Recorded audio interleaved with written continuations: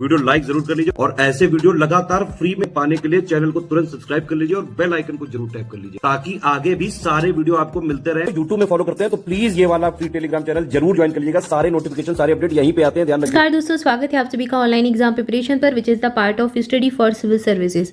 दोस्तों, आज की वीडियो में हम देखने वाले हैं कुछ महत्वपूर्ण समितियां और उनसे संबंधित क्षेत्र। ये इंपॉर्टेंट पूरा वीडियो रहेगा, छोटा सा वीडियो रहेगा, तो पूरा वीडियो ध्यान से देखिए शुरुआत से अंत तक। इसके अलावा इसके कई सारे पार्ट आ चुके हैं जहाँ पर हमने बहुत सारी पुरानी समितियाँ देखी, नई समितियाँ भी देखी कुछ, और उनका क्षेत्र देखा, कब शुरू हुई, कब उसने अपनी रिपोर्ट दी और कौन उसका अध्यक्ष रहा है। तो ये सारी चीज़ें देख चुके हैं, तो आप देख लीजिएगा। और ये समितियों से संबंधित लास्ट आपका जो है पार्ट रहेगा। इसके बाद हम आयोग को पढ़ेंगे, कौन कौन से आयोग जो है महत्वपूर्ण है आपके एग्जाम की दृष्टिकोण से। तो चलिए वीडियो को स्टार्ट करते हैं। इसके पहले आपको बता दें, स्टडी फॉर सिविल सर्विसेज का आपका लगभग यूपीपीएससी प्रीलिम्स के लिए 60 से 65 दिन का क्रैश कोर्स चालू हो रहा है। इसको आप ज्वाइन करना चाहते हैं तो ज्वाइन कर सकते हैं। यहाँ पर आपको पूरा स्टडी मटेरियल प्रोवाइड करवाया जाएगा, टेस्ट सीरीज, पेड क्विज, सारा कुछ यहाँ पर अवेलेबल करवाया जाएगा, पूरा गाइडेंस आपको दिया जाएगा। और बस इतना पढ़कर, जिसमें आपको 700 750 पेज का पूरा मटेरियल मिलेगा, और बस उतना पढ़कर आप कट ऑफ क्लियर कर सकते हैं, प्रीलिम्स में सिलेक्शन ले सकते हैं।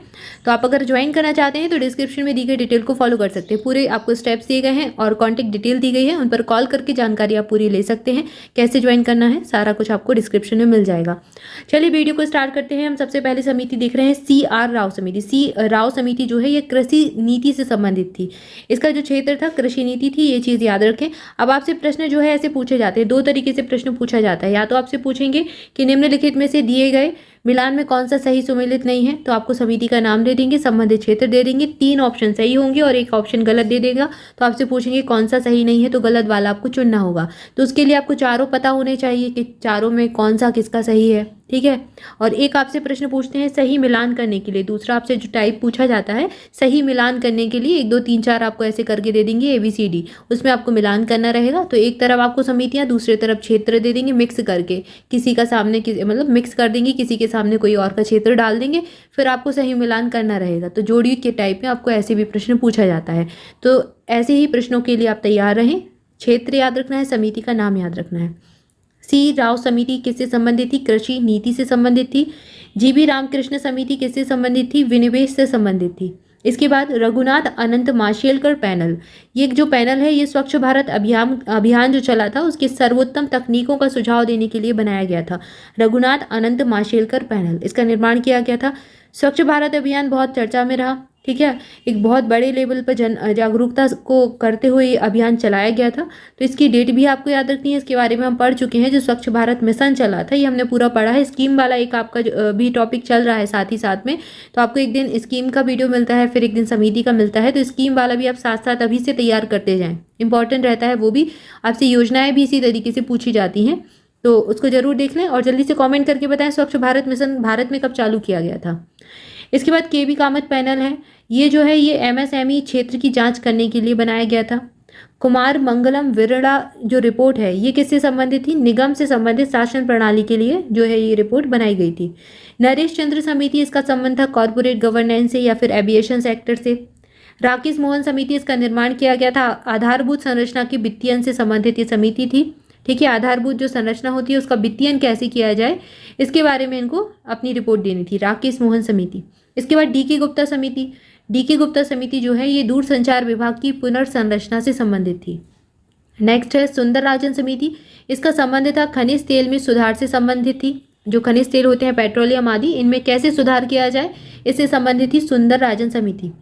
इसके बाद नेक्स्ट है PC अलेक्जेंडर समिति, इसका संबंध था आयात निर्यात नीतियों का उदारीकरण करना। जो आयात निर्यात की नीतियां हैं, नियम कानून है, कैसे उनका उदारीकरण किया जाए कि ज़्यादा से ज़्यादा निर्यात किया जा सके दूसरे देशों में और आयात किया जा सके, इस प्रक्रिया को कैसे आसान बनाया जाए।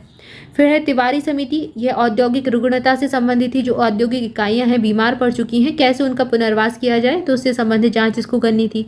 BN युगांधर समिति जो है इसका संबंध राष्ट्रीय सामाजिक सहायता योजना से संबंध था। नंजुंदप्पा समिति जो है इसका संबंध था रेलवे किराया भाड़े से। जो रेलवे का किराया भाड़ा है उससे संबंधित जांच इसको करनी थी। भंडारी समिति, इसका संबंध था क्षेत्रीय ग्रामीण बैंक जो आरआरबी बैंक होते हैं उनकी पुनर्संरचना से संबंधित थी। KR वेणुगोपाल समिति, इसका संबंध है सार्वजनिक वितरण प्रणाली के तहत केंद्रीय निर्गम मूल्य निर्धारण करना। ये इंपॉर्टेंट समिति है, एग्जाम में, ये वनडे एग्जाम में पूछी भी गई है। इसके बाद MC जोशी समिति जो है दूरसंचार में निजी क्षेत्र के प्रवेश संबंधी दिशा निर्देश तैयार करने से संबंधित थी। नीरज कुमार गुप्ता समिति, इसका संबंध किससे था? कैशलेस लेन देन को बढ़ावा देने के लिए समिति को बनाया गया था। इंपॉर्टेंट समिति है, ये एग्जाम में पूछी जा सकती है, इसको याद रखें। ज्ञान प्रकाश समिति, इसका संबंध है चीनी घोटाला से। सत्यम समिति वस्त्र नीति से संबंधित है। हजारी समिति औद्योगिक नीति से संबंधित है। इसके अलावा है रमेश चंद्र समिति, यह नीति आयोग के सदस्य कृषि, गन्ना और चीनी उद्योग में उद्योग की वित्तीय स्थिति और स्थिरता बनाए रखने के लिए। इसके अलावा गन्ना किसानों में बकाया को चुकाने के लिए गन्ना की कीमतों की चीनी दर से जोड़ने की सिफारिश करने के लिए बनाई गई थी। तो याद रखें आप, ये कृषि के, गन्ना और चीनी उद्योग से संबंधित है। ठीक है, नीति आयोग के जो सदस्य रमेश चंद्र समिति है, इनको इसका अध्यक्ष बनाया गया और इन्हीं के नाम पर इस समिति का गठन किया गया। इसके बाद है न्यायमूर्ति AK माथुर आयोग, यह 7वें वेतन आयोग से संबंधित था। मोस्ट इंपॉर्टेंट ये रहेगा। बाघुल समिति, इसका संबंध किससे है? भारत में मुद्रा बाजार से यह संबंधित थी। वासुदेव समिति NVFC क्षेत्र में सुधार से संबंधित ये समिति इंपॉर्टेंट रहेगी। NVFC क्षेत्र में सुधार करना था वासुदेव समिति को। अरुणा सुंदरराजन समिति दूरसंचार क्षेत्र के पुनरुद्धार से संबंधित थी। चंद्रशेखर समिति, इसका संबंध उद्यम पूंजी से था। दवे समिति, यह असंगठित क्षेत्र के लिए पेंशन योजना से संबंधित थी और ये इंपॉर्टेंट है, एग्जाम में पूछी जा चुकी है। एक घोष समिति, इसका निर्माण बैंकों में गड़बड़ी से संबंधित थी। बैंकों में गड़बड़ी की जांच इसको करनी थी एक घोष समिति को। इसके बाद अगली है KN कावरा समिति, ये फ्यूचर ट्रेडिंग से संबंधित थी। भूरेलाल समिति बहुत इंपॉर्टेंट है, ये भी एग्जाम में पूछी जा चुकी है। मोटर वाहन कर में वृद्धि से संबंधित थी भूरेलाल समिति। तो इस प्रकार हमने कुछ महत्वपूर्ण समितियों को देखा है और यहाँ पर हमारी सारी समितियाँ कंप्लीट हो जाती हैं। नेक्स्ट वीडियो में आयोग से संबंधित तथ्यों को हम देखेंगे। आज के लिए इतना ही, मिलेंगे नेक्स्ट वीडियो में। Thank you so much.